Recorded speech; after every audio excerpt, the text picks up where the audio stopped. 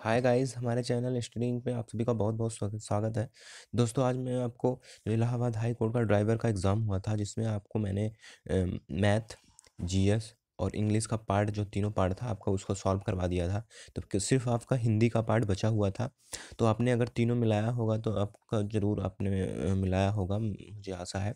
तो आप हिंदी का पार्ट मैंने अपलोड कर रहा हूँ आप, और पूरे सही जानकारी के साथ पूरा सही क्वेश्चन आंसर है उसको। और आप हिंदी का पार्ट मिला लीजिए, और जो आपका मतलब चारों मिला के उसके बाद हमें ज़रूर बताइएगा कि आपका कितना नंबर सही है, जिससे मैं आपको कट ऑफ के बारे में आप पूरी जानकारी दे सकूं कि आपका कट ऑफ कितना जा रहा है। और चलिए स्टार्ट करते हैं वीडियो। लेकिन इससे पहले दोस्तों, आप हमारे चैनल के साथ बने नहीं हैं तो सब्सक्राइब करके हमारे चैनल के साथ जुड़ जाइए, और बेल आइकन में दबाना ना भूलिएगा, जिससे आने वाली सभी सरकारी नौकरियों के फार्म के बारे में और सभी एग्ज़ाम को जो पेपर होता है उसको मैं आपको सॉल्व करवाता हूँ। तो चलिए बिना देर करते हुए चलते हैं सीधा वीडियो पर। तो चलिए देखिए, पहला क्वेश्चन आपका जो है, आपका पहला क्वेश्चन था, 26वां क्वेश्चन था। तो पहले 26 से स्टार्ट था, इसमें हिंदी मेरे जो ये है। तो पहला क्वेश्चन जो था, संज्ञा शब्द, उसके बाद डैश है कि मेल से बनता है। तो आपको पता है, ऑप्शन ए था इसमें समधन ज्ञा, ऑप्शन बी था सधन ज्ञा, ऑप्शन सी था सनाधन ज्ञा, और ऑप्शन डी था इसमें सनधन ज्ञा। तो आपको पता है संज्ञा जो शब्द होती है वो का नाम है समधन ज्ञा। तो ऑप्शन इसमें ए है, ए मिल रहा है। समधन ज्ञा मतलब संज्ञा जो है समधन ज्ञा के मेल से बनता है। तो इसमें ऑप्शन ए सही है। दूसरा क्वेश्चन देखिए, दिए गए वाक्य में भाववाचक संज्ञा बताइए। भाववाचक संज्ञा पूछा है, जिसमें पहला है, जैसे आपका इसमें कहा है संख्या, जो शब्द है वो देखिए, इस तालाब में गहराई अधिक है।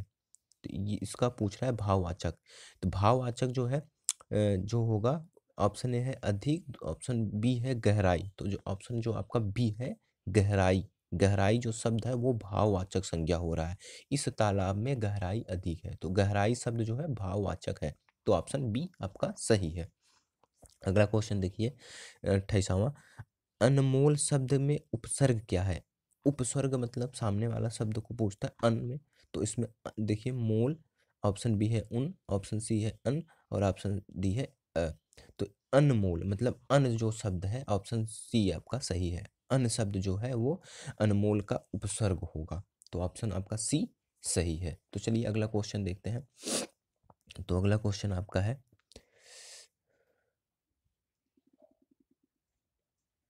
देखिए, दिए गए वाक्य में कौन से काल का है। तो मतलब पूछ रहा है कि दिए गए वाक्य में कौन से काल का है। तो आपको पता है, जैसे सीमा गाना गा रही है, तो ये आपका वाक्य है सीमा गाना गा रही है। तो ऑप्शन ए है वर्तमान काल, ऑप्शन बी है भविष्य काल, ऑप्शन सी है भूतकाल, और ऑप्शन डी है इसमें से कोई नहीं। तो सीमा गाना गा रही है मतलब अभी गा रही है, इसका मतलब ये होगा कि वर्तमान में वो गा रही है। जैसे हम इस समय आपको पढ़ा रहे हैं तो वर्तमान में पढ़ा रहे हैं, तो ये इसमें ऑप्शन क्या होगा, ए है। तो सीमा गाना गा रही थी, इसका ऑप्शन नंबर आपका ए सही है। तो चलिए अगला क्वेश्चन देखिए, 30वां, निम्नलिखित वाक्य में कर्म कारक क्या है। तो जैसे आपको पता है, रावण ने राम ने रावण को मारा, ये वाक्य है आपका। इसमें ऑप्शन ए है रावण, ऑप्शन बी है राम, ऑप्शन सी है मारा, ऑप्शन डी है आपका रावण और राम। तो आपको पता है कर्ता ने कर्म को, तो इसमें कर्म पूछ रहा है, कर्ता ने कर्म को मारा।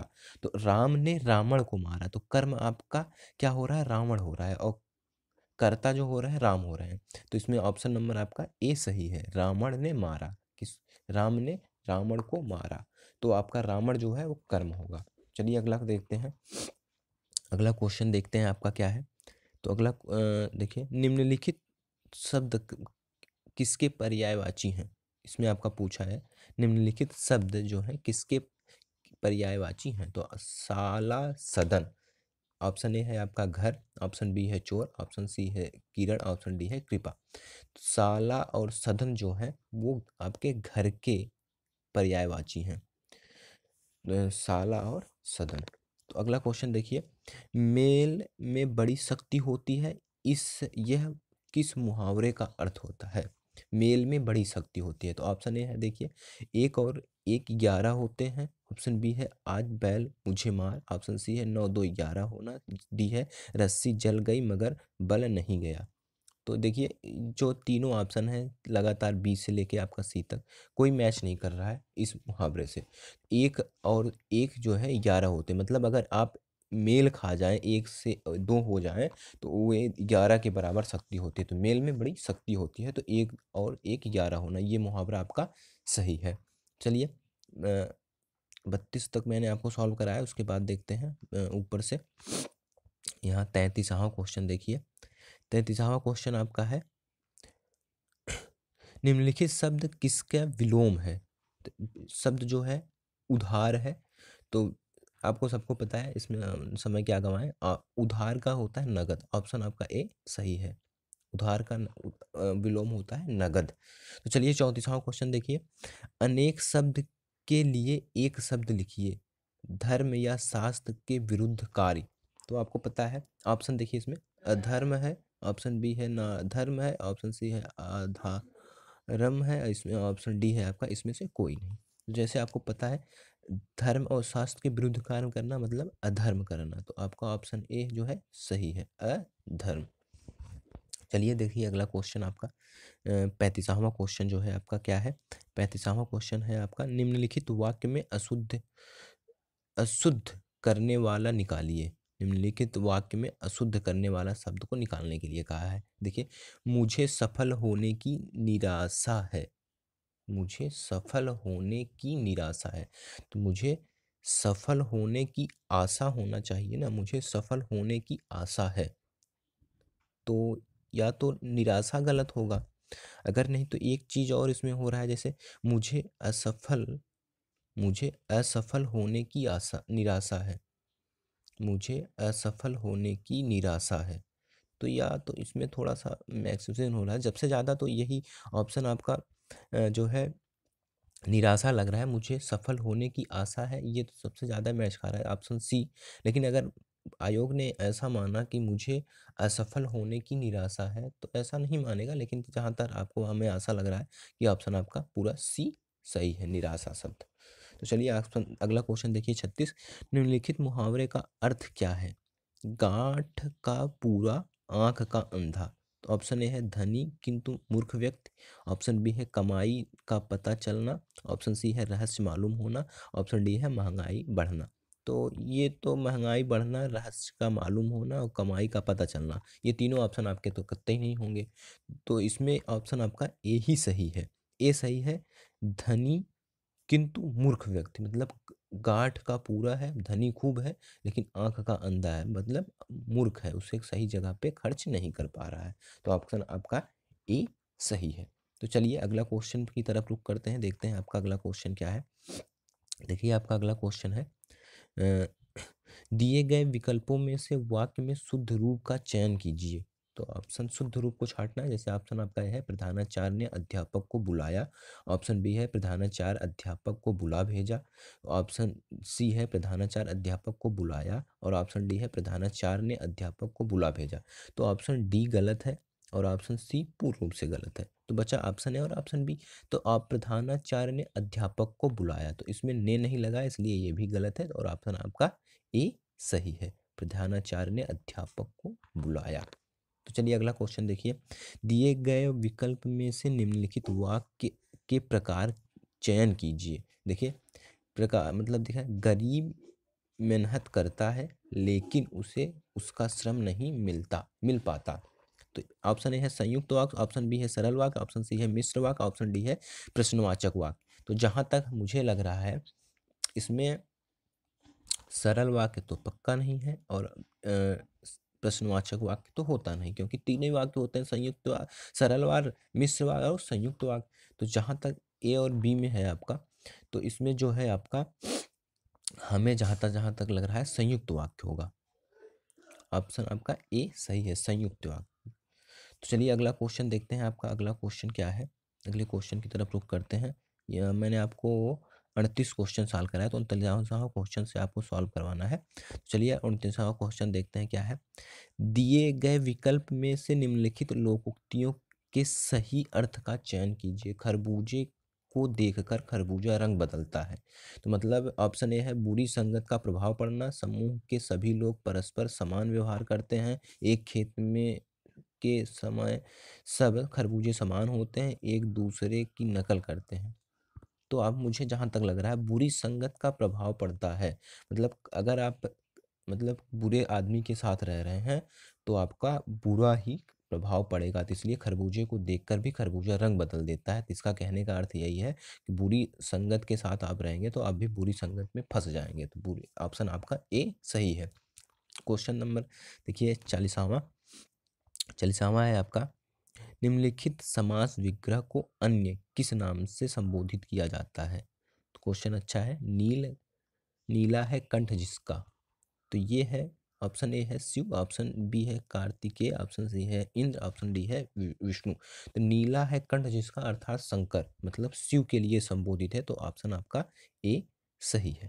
तो चलिए अगला क्वेश्चन 41वां, हम की भाववाचक संख्या क्या है। हम माने हम मतलब ऑप्शन ए है अहंकार, ऑप्शन बी है अहम, ऑप्शन सी है अहंकार, ऑप्शन डी है अहमपन। तो ऑप्शन डी और ऑप्शन सी आपका बिल्कुल नहीं सही है। तो ऑप्शन ए और बी में देखिए, हम माने होता है अहंकार और अहम माने होता है संस्कृत में अहम।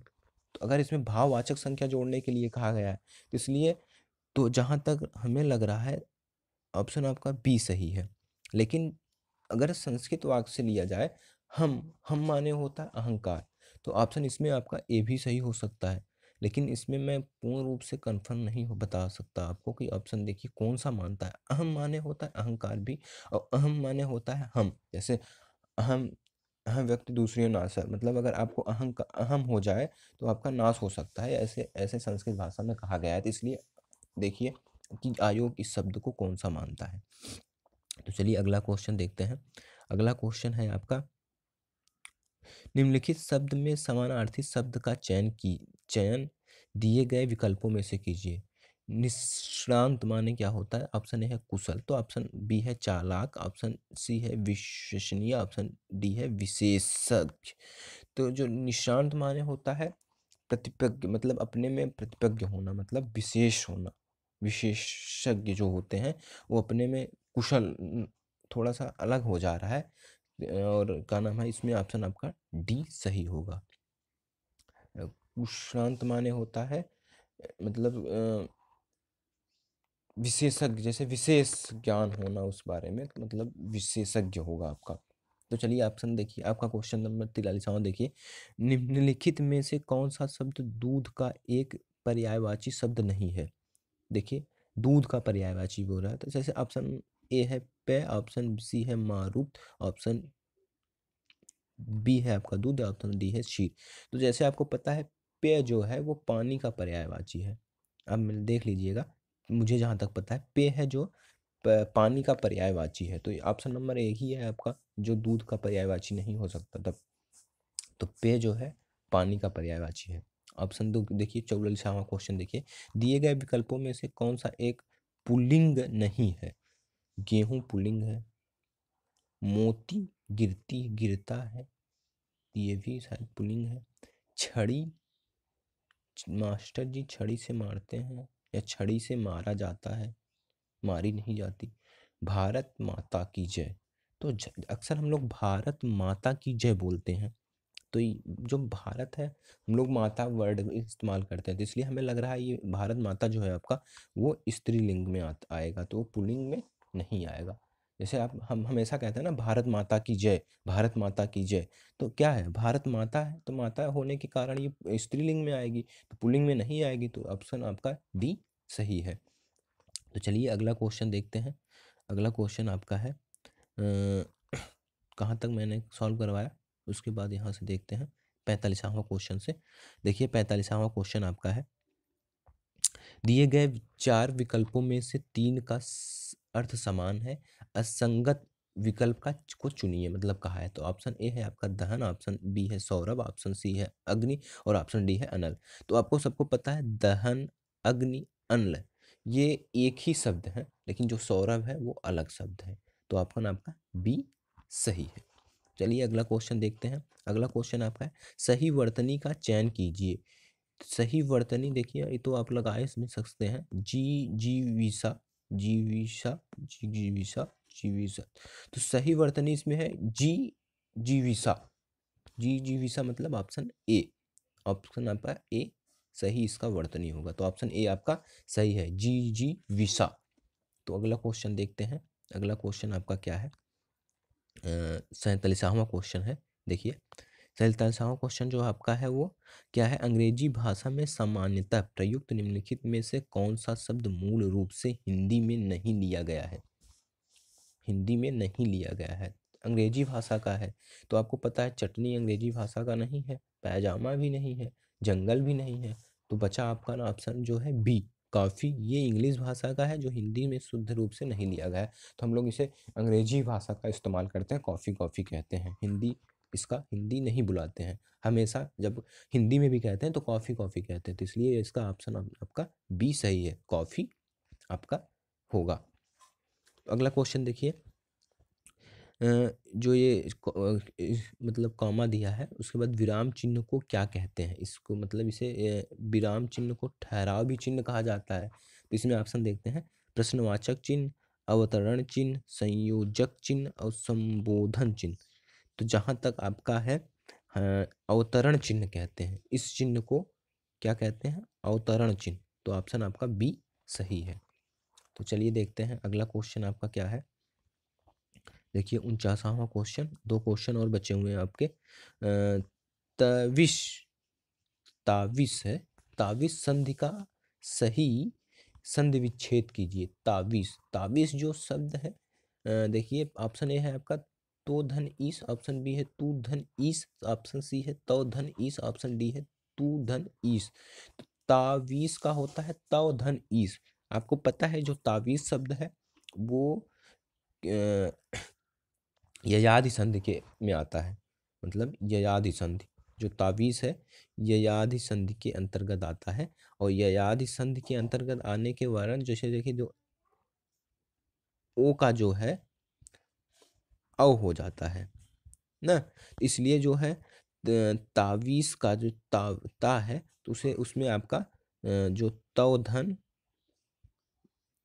ईस हो जाएगा। तो आपका तावीज़ मतलब ऑप्शन नंबर आपका जो है बी, सी सही है, सॉरी ऑप्शन नंबर आपका सी सही है, तौधन ईस मतलब तावीज़। तो चलिए अगला क्वेश्चन देखें। यह 50वां, यह र ल व धन किस व्यंजन भेद के अंतर्गत आती है। तो ऑप्शन ए है अस्पष्ट व्यंजन, ऑप्शन बी है उष्म व्यंजन, ऑप्शन सी है अंतस्थ व्यंजन और ऑप्शन डी है उपयुक्त में से कोई नहीं। तो आपको सबको पता है कि जो य र ल है वो अंतस्थ व्यंजन के अंतर्गत आती है, तो ऑप्शन आपका सी सही है, अंतस्थ व्यंजन। तो ये रहा पूरा वीडियो क्वेश्चन जो मतलब पूछा गया था उच्च न्यायालय के जो मतलब आपका ड्राइवर का एग्ज़ाम हुआ था उसमें ये हिंदी का क्वेश्चन पूछा गया था। तो दोस्तों आज का वीडियो हमारा कैसा लगा मुझे कमेंट बॉक्स में ज़रूर बताइएगा। अगर जो क्वेश्चन एक दो तो मतलब कंफर्म नहीं था, अगर आप उस पर कंफर्म होंगे तो आप मुझे आप कमेंट बॉक्स में ज़रूर बताइएगा। और पूरा वीडियो देखने के लिए भी दोस्तों बहुत बहुत धन्यवाद। और इसे लाइक ज़रूर कीजिएगा अगर वीडियो अच्छा लगे, और दोस्तों में सब ज़रूर शेयर कीजिएगा ताकि ये एग्ज़ाम का जो पेपर हुआ है सबके पास तक पहुंच जाए, ताकि सब इसे देख लें और सॉल्व कर सकें। और अपना कमेंट बॉक्स में अपना नंबर ज़रूर मैंने इससे पिछला वाला तीनों पार्ट का डाल दिया था, हिंदी और रीजनिंग, हिंदी जीएस और मैथ का और इंग्लिश का भी आपको चारों पार्ट मैंने सॉल्व करवा चुका हूँ। तो आपको मिला के मुझे कमेंट बॉक्स में ज़रूर बताइएगा कि सर मेरा इतना सही है, ताकि मैं आपको कट ऑफ के बारे में ज़्यादातर जानकारी दे सकूँ। पूरा वीडियो देखने के लिए दोस्तों बहुत बहुत धन्यवाद। जय हिंद, जय भारत।